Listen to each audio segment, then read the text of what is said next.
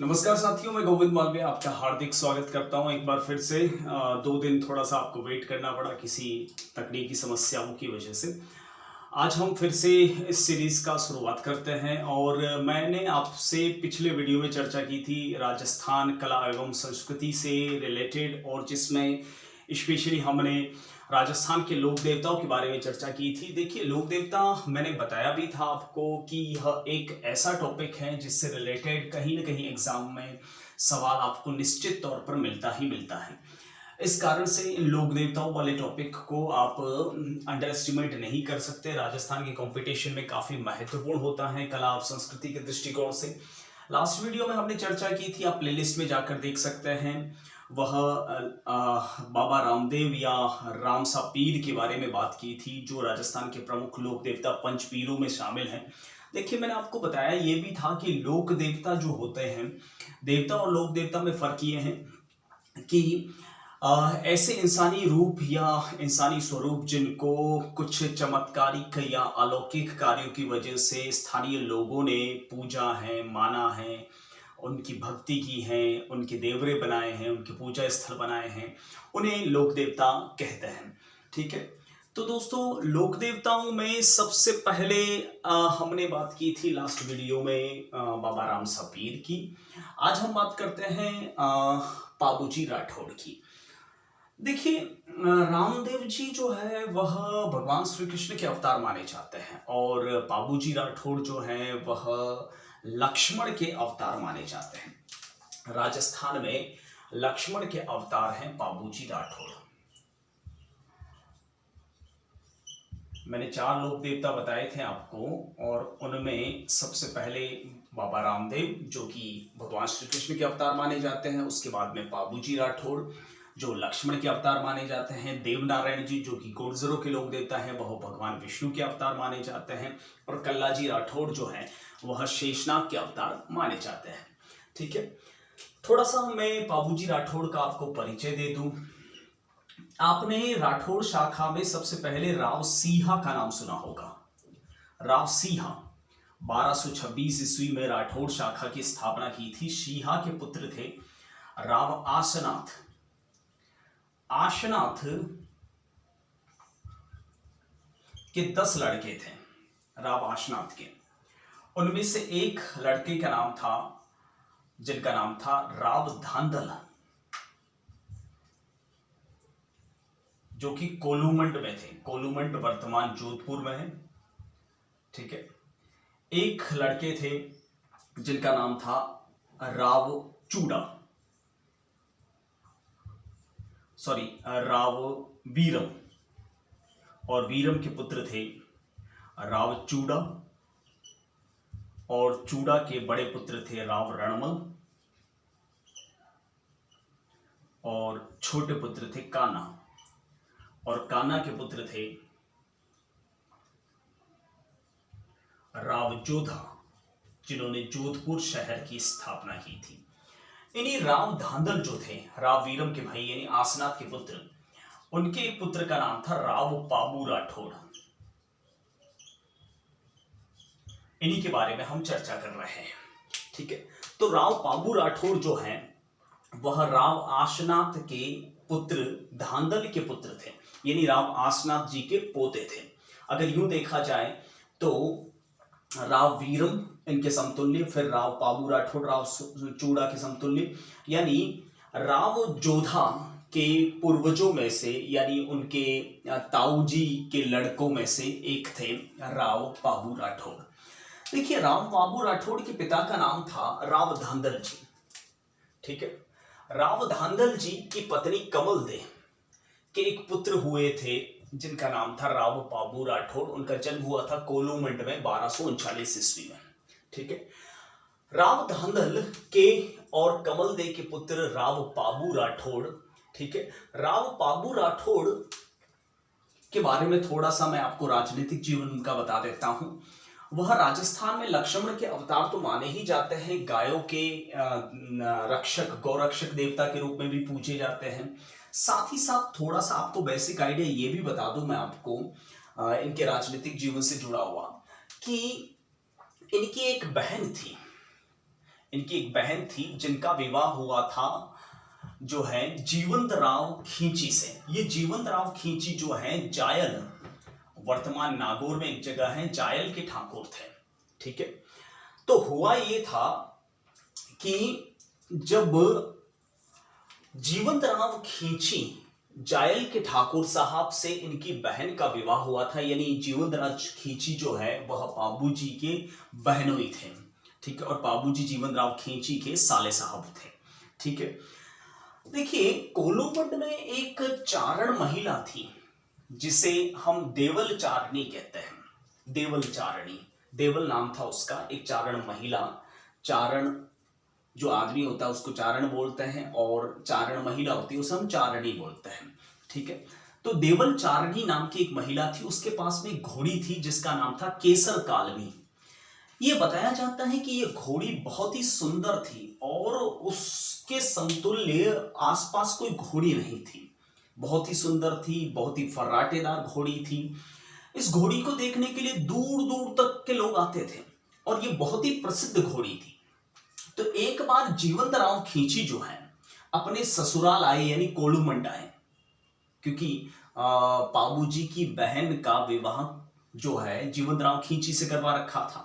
तो ससुराल आए, और ससुराल जब आए कोलूमंड तो उनकी नजर इस घोड़ी पर पड़ी। तो जीवंतराव खींची चाह रहे थे कि ये घोड़ी उनको मिल जाए, लेकिन केसर कालमी नाम की घोड़ी जो है वह देवल चारणी जो इसकी मालकिन थी वह उसने देने से इनकार कर दिया। ठीक है, तो बहुत ही दबाव बनाया गया। तो दबाव बनाया गया जीवंतराव खींची द्वारा ये घोड़ी की मांग करने के लिए। तो देवल चारणी ने, उसकी मालकिन ने जो है वह बाबूजी को ये बात बताई कि आपके बहनोई साहब मेरे से जबरदस्ती घोड़ी मांग रहे हैं और मैं देना नहीं चाहती उनको। ठीक है, तो बाबूजी ने मना कर दिया कि अगर वो नहीं देना चाहती है तो आप बहनोई साहब जिद क्यों कर रहे हैं। तो बहनोई साहब को और गुस्सा आ गया कि साले साहब उनका साथ देना तो दूर की बात, उल्टा एक चारण महिला का साथ दे रहे हैं। ठीक है, इसलिए उन्होंने सौगंध खा ली कि मैं अब ससुराल कभी नहीं आऊंगा, यानी कोलूमंड कभी नहीं आऊंगा और आपकी बहन को भी नहीं भेजूंगा, सिर्फ घोड़ी की जिद की वजह से। अब बाद में धीरे धीरे समय का पासा पलटता गया, समय का पासा पलटता गया। एक दिन राव बाबूजी के लिए सावा आया। सावा, सावा समझते हो? सावा मतलब जो है शादी का नारियल आया। ठीक है, और वो सावा आया अमरकोट से। ठीक है, अमरकोट वर्तमान में पाकिस्तान में है। अमरकोट के शासक थे सूरज सिंह सोढ़ा। सूरज सिंह सोढ़ा की एक बेटी थी सुप्यारदे। उस सुप्यारदे के लिए का सावा आया बाबूजी के लिए, मतलब सुप्यारदे से शादी करने के लिए। ठीक है, वह बाबूजी राठौड़ अमरकोट पहुंचे बारात लेकर। ठीक है, तो वहां से मतलब शादी का रिश्ता आ गया अमरकोट से बाबूजी के लिए। तो बाबूजी जो है वह बारात लेकर जान चढ़ाई करके सीधा अमरकोट की ओर रवाना हो गए। अब हुआ ये कि जब वो अमरकोट रवाना हुए तब केसर कालवी नाम की घोड़ी देवल चारणी ने जो है बाबूजी को दी। ठीक है, वो सुंदर घोड़ी जो प्रसिद्ध घोड़ी है वह बाबूजी को दी, और उसी घोड़ी पर बैठकर बाबूजी राठौड़ हैं वह अमरकोट पहुंचे सुप्यारदे से फेर लेने के लिए। ठीक है, जब ये बात जीवंतराव खींची को पता चली कि मेरे को तो घोड़ी जो है वह देवल चारणी ने नहीं दी, लेकिन बाबूजी को घोड़ी कैसे दे दी, मेरे में ऐसी क्या कमी थी, मेरे में ऐसी क्या प्रॉब्लम थी, इसी वजह से गुस्से से जीवंतराव खींची ने कोलूमंड पर आक्रमण करके देवल चारणी की जितनी भी गायें हैं वह ले गया, वह सीधा जायल। ठीक है, अपने गांव। और उसने कहा देवल चारणी को कि अगर तू मुझे घोड़ी देगी केसर कालवी तो ही मैं तेरी गाय लौटाऊंगा। ठीक है, तो अपनी गाय छुड़वाने के लिए देवल चारणी सीधा अमरकोट पहुंचती है।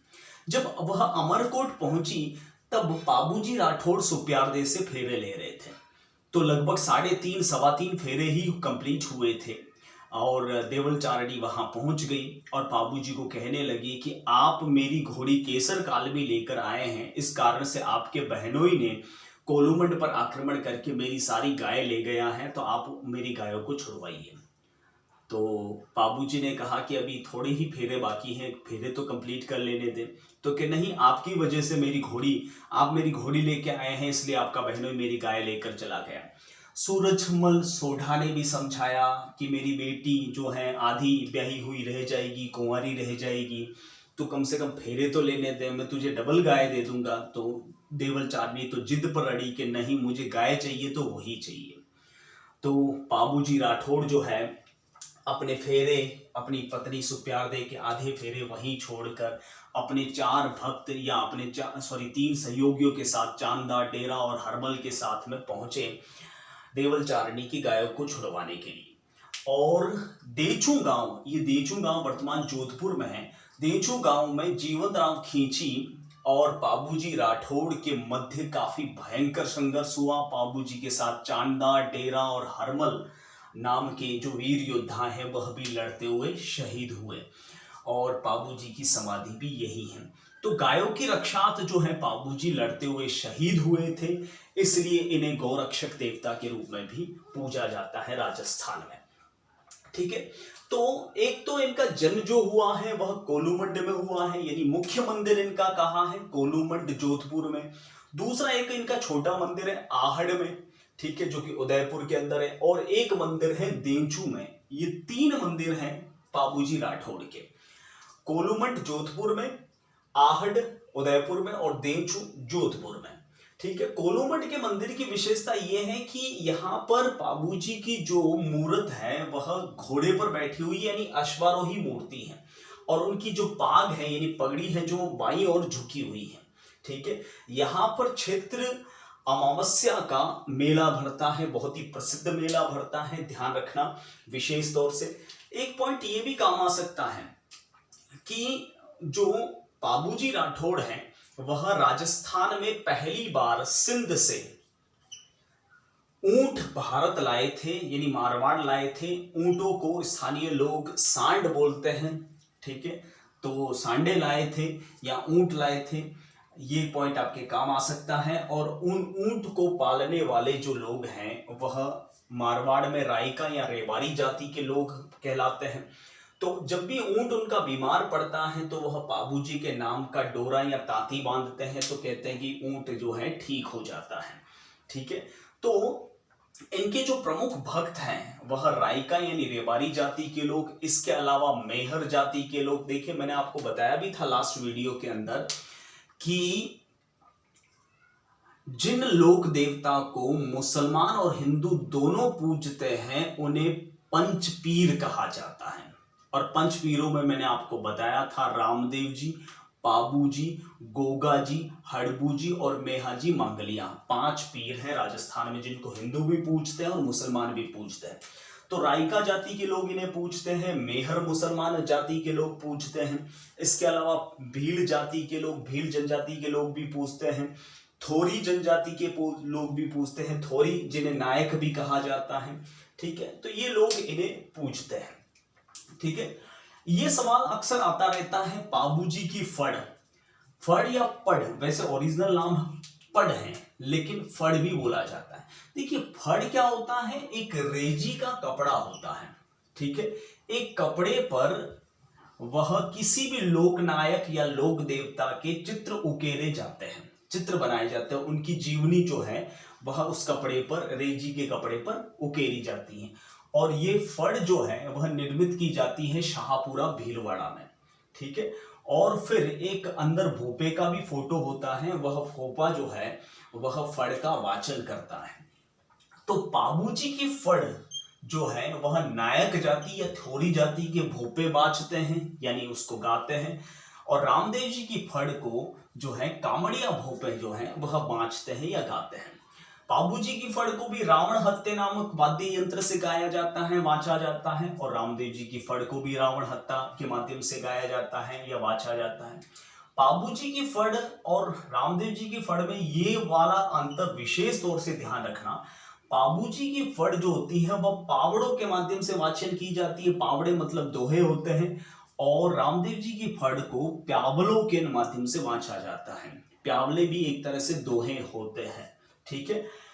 देखिए, रामदेव जी की फड़ जब प्यावलों के माध्यम से बांची जाती है तो कोई भी तरह का वाद्य यंत्र यूज नहीं किया जाता, लेकिन फावड़ों के माध्यम से जब बाबूजी की फड़ गाई जाती है तो माठ नाम के वाद्य यंत्र का प्रयोग किया जाता है, विशेष तौर से ध्यान रखना।